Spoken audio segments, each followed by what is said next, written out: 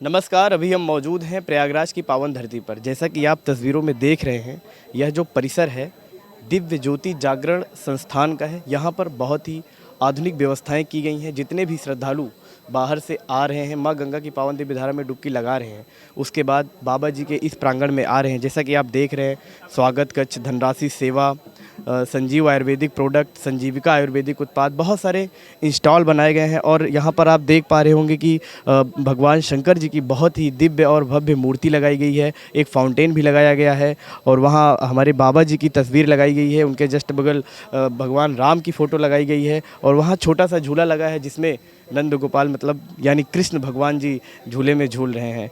इसी बीच हमारे साथ एक बाबा जी मौजूद हैं। हम इनसे बातचीत करते हैं और इस संस्थान की विशेषताओं के बारे में पूछताछ करते हैं। सर, बाबा जी आपका नाम क्या है? मैं दिव्य ज्योति जागृत संस्थान परम पूजनीय गुरुदेव आशुतोष महाराज जी के शिष्य स्वामी शौर्यानंद हूँ। जैसा कि बाबा जी हम इस परिसर में आए और बहुत सारी चीज़ें हमको देखने के लिए मिली, बहुत सारे इंस्टॉल लगाए हैं। इसका उद्देश्य क्या है इंस्टॉल लगाने का? भक्तों को क्या संदेश देना चाहते हैं? इस स्टॉल के अंदर सबसे बड़ी बात तो ये है कि जो दिव्य ज्योति जागृत संस्थान के इसमें बुक्स हैं, किताबें हैं, प्रचार सामग्री है, उनको दिया जा रहा है। लोगों को अध्यात्म के बारे में जागरूक किया जाए, सनातन क्या है और सनातन का मेन मोटिव क्या है। आज सनातन समाज से विलुप्त हो चुका है। सनातन के बारे में सभी उद्घोष तो कर रहे हैं, लेकिन सनातन है क्या, ये समाज से अनभिज्ञता दिख रहा है। क्योंकि लोगों का उद्देश्य नहाना, स्नान करना, थोड़ा पूजन करना और फिर वापस चले जाना, सनातन को यही मूल उद्देश्य माना।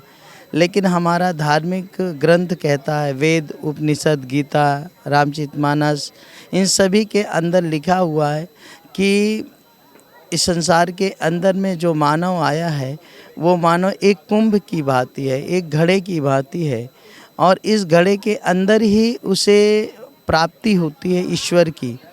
इसलिए बेड़ी माधव जी एक संत हुए इस प्रयाग की भूमि में। वो कहते हैं कि गंगा जमुना सरस से तीन बसे एक ठाणी, बेड़ी संगम ते प्रयाग, मन मज्जन करे ठिठाई।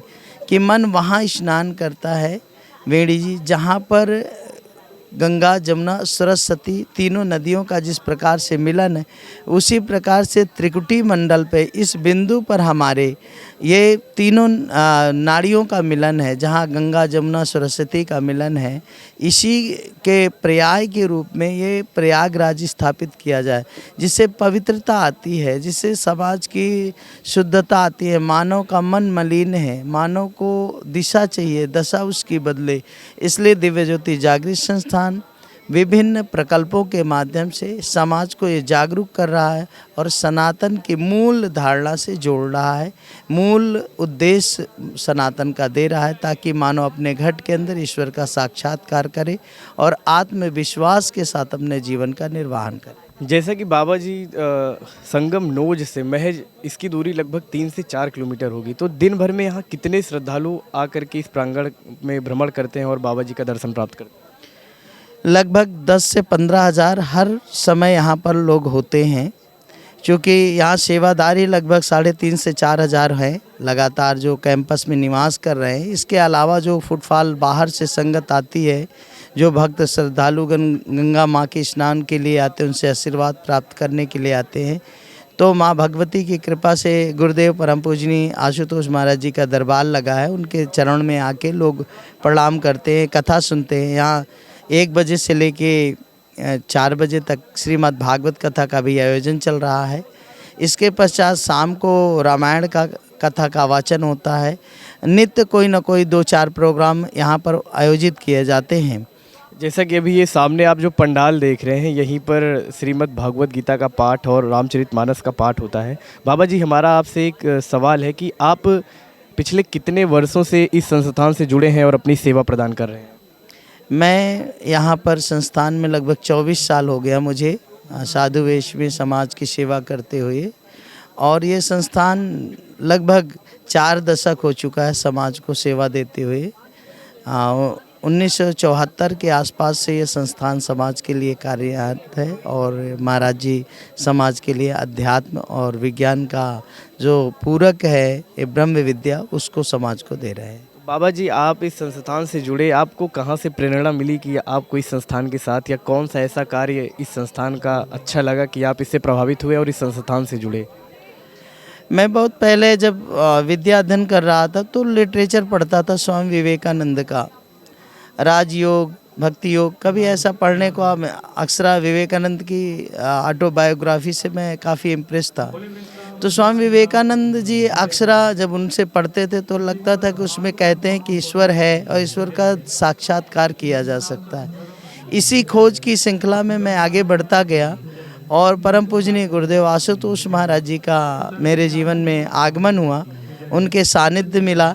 तो मुझे लगा कि कुछ एक संसार के अंदर बहुत सारे लोग ऐसे हैं जो भटके हुए हैं, जो उन्हें दिशा की ज़रूरत है, उनके जीवन की दशा बदले। क्योंकि अध्यात्म समाज के अंदर तो है लेकिन अध्यात्म समाज से परे हो चुका है।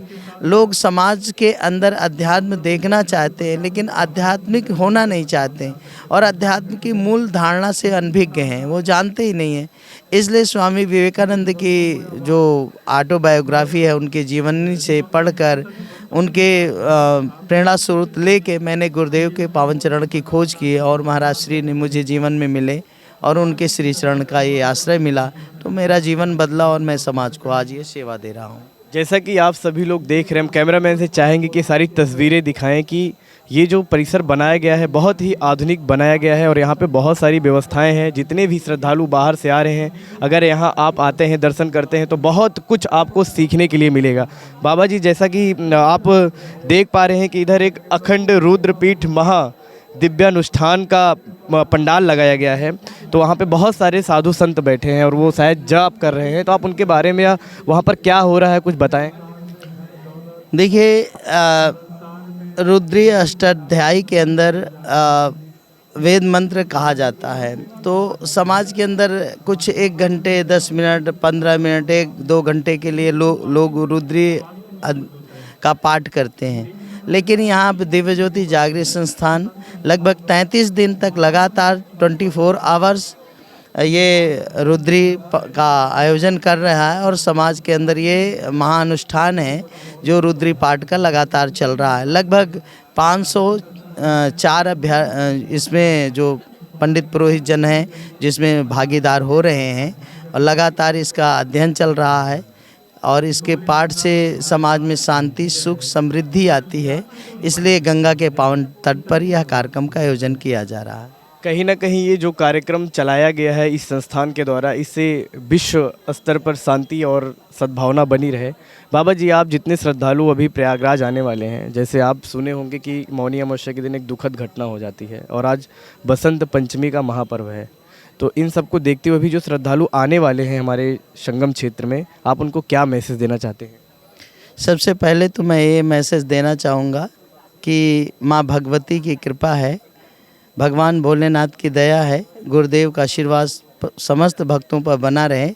ऐसी घटनाएं, दुखद घटना हुई है मौनी अमावस्या के दिन, थोड़ा सा सावधानी की हम सब में कमी रही और हम लोगों ने थोड़ा सा उसमें प्रयास कम कर पाए होंगे, इसलिए ऐसी घटना घटी।